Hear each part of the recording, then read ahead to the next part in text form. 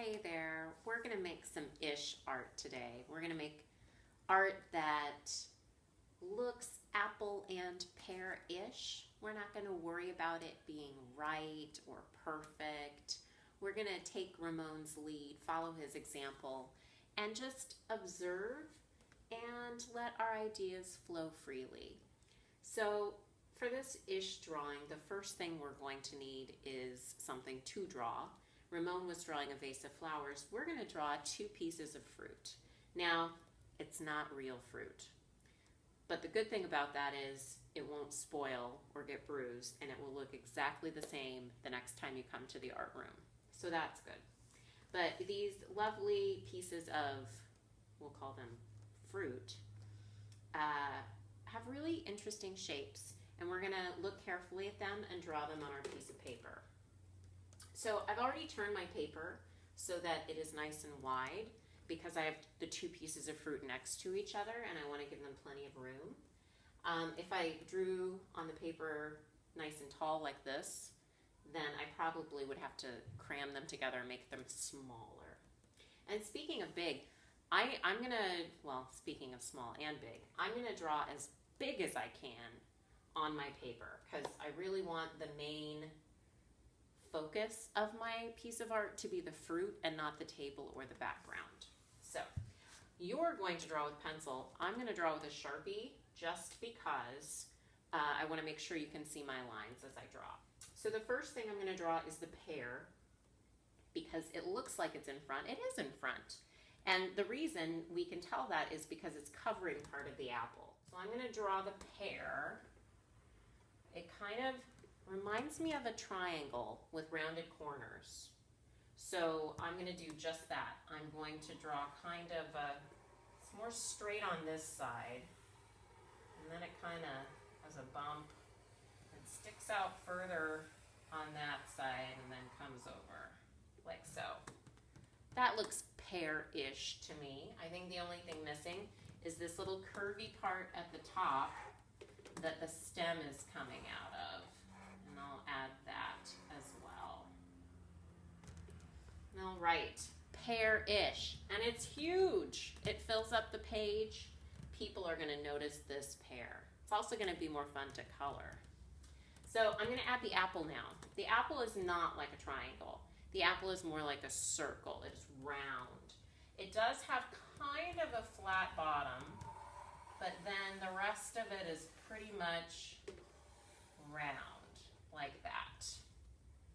That's apple-ish, but it will look even more apple-ish if I add that round part at the top where it dips down and the stem comes out.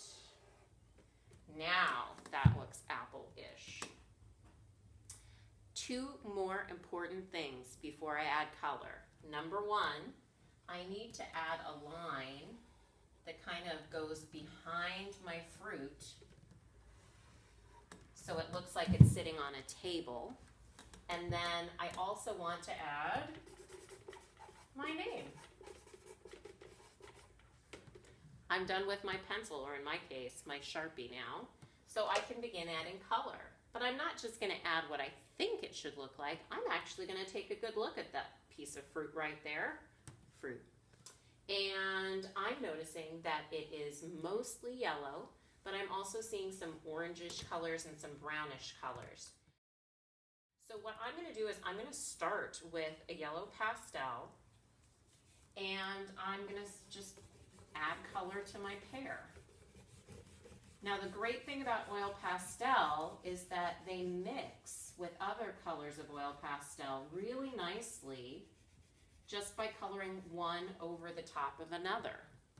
So if I wanted to add some kind of yellow, orange, or gold that I see here in my pear, all I have to do is color right over the top with my yellow, orange, and the 2 kind of mix together and make this combination of yellow and orange, which is really nice.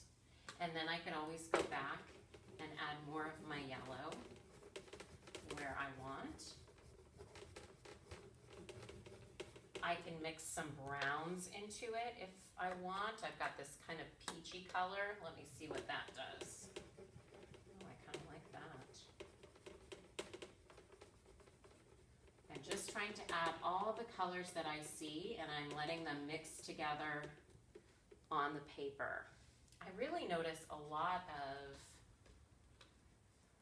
spots, so I don't want to forget to add some dark brown spots all over my pear, and then also the dark brown stem as well. That's super important. I do the dark stuff last because it covers up everything else. It's hard to go over the top of brown. So once I'm done with my pear and it looks pear-ish, then I can move on to my apple. And my apple has a lot of colors in it. I see green, yellow, orange, red, orange, just plain old red. It's really light here up at the top, and then it kind of gets darker as it goes down. So I'm going to once again start with my light colors. And the first light color that I observed was the yellowish color up here at the top. So I'm going to add that first because I know it's light and I can even color over the top of it. And that's exactly what I'm going to do right here. I'm going to add some of that yellow orange right over the top of it.